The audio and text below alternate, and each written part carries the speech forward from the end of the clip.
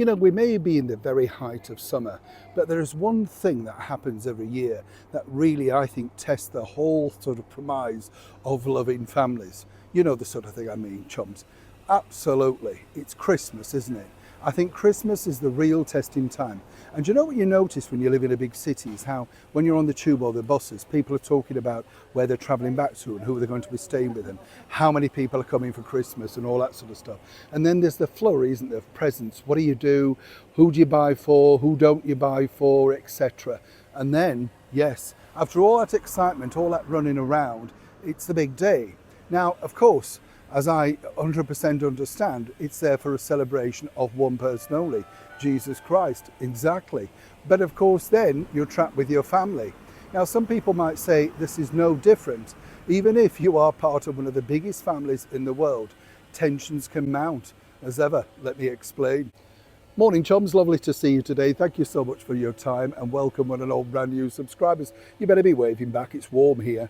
Yes, that took a lot of that took a lot of effort, let me tell you.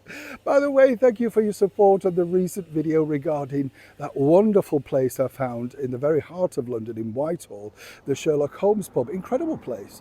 You know, really just a nice warm atmosphere. And as I just reiterate, I'm not an ambassador, I'm not being paid, there's nothing free in it for me or anything. I just like to share things with you that I find, and the fact that it's free and the wonderful ambience in the museum that you can look through and everything like that, it's just really nice. Plus the fact I meant to tell you, this chair's outside, which is a bit of a rarity now in London, you know, and it's in a really cool corner as well, a little bit darker in Whitehall, and it's just very cool sitting there, and you think, yeah, this is a find. Definitely be going back. If I spot you there, don't be frightened to say hello. Yeah, we can talk about Sherlock and the Hound of the Baskervilles.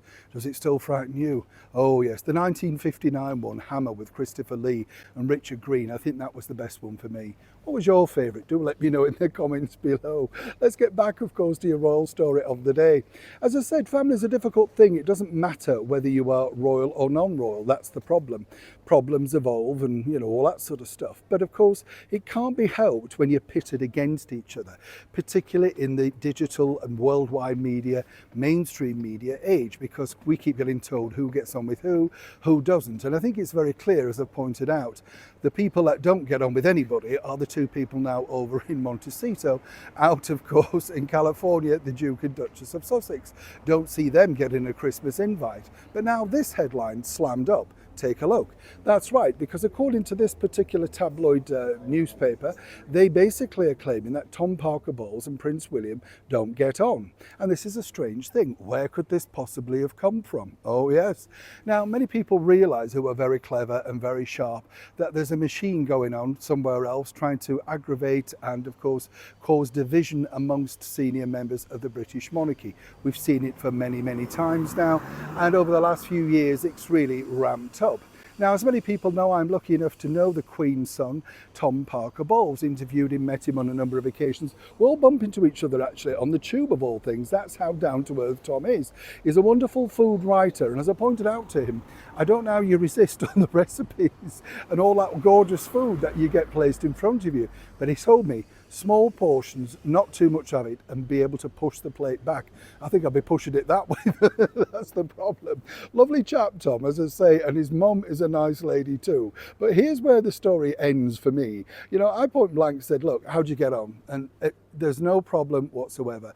They don't know where this story comes from. In fact, William and Tom are very good chums. You know, I think what William likes about Tom is the fact that he's not in the royal enclosure all the time.